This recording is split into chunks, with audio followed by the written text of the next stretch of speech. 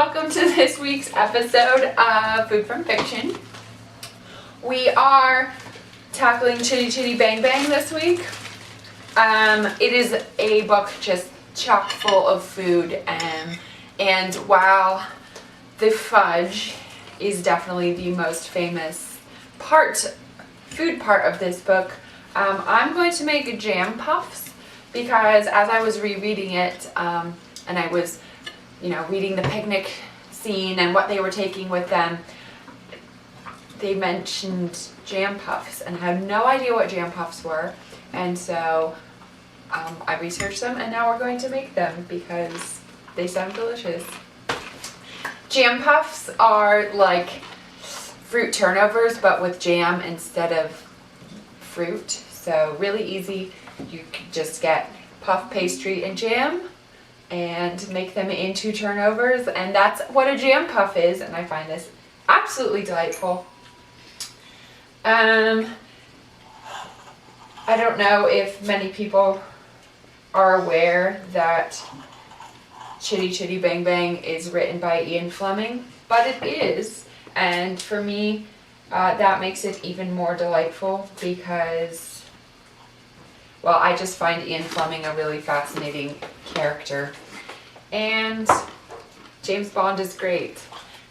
As I was researching what jam puffs were, the internet informed me that there are just a gazillion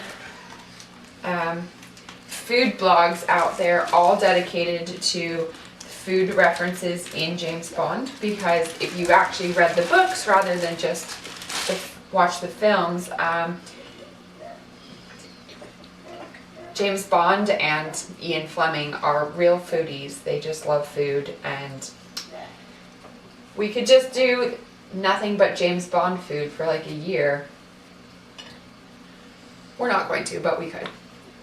Anyways, Chitty Chitty Bang Bang, a classic from many people's childhoods, mine included.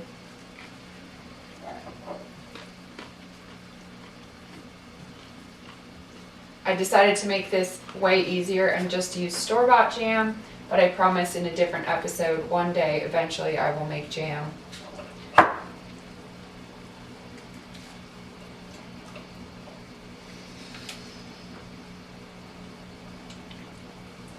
Alright, so they have jam in them, and now we're just going to seal them. Obviously, these would seal better if I got an egg wash, but that's a lot of effort for this point of the week.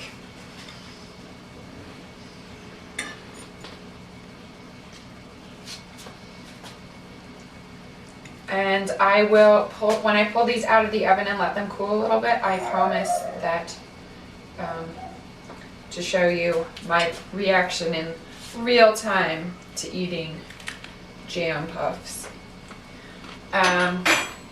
Yeah, so see you when I take these out of the oven. I have an entire plate of jam puffs. So as promised, here's me eating one.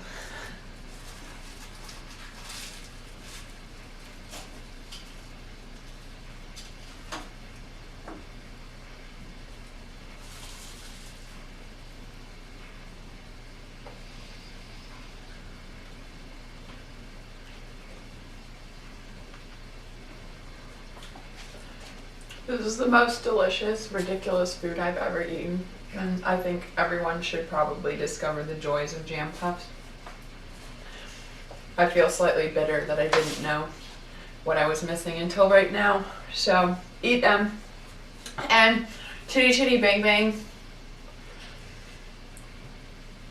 the way that it's written just makes me smile. It's as if the narrator's trying to get you involved into the story rather than just watching the action unfold, and I think that's fantastic, especially for younger readers.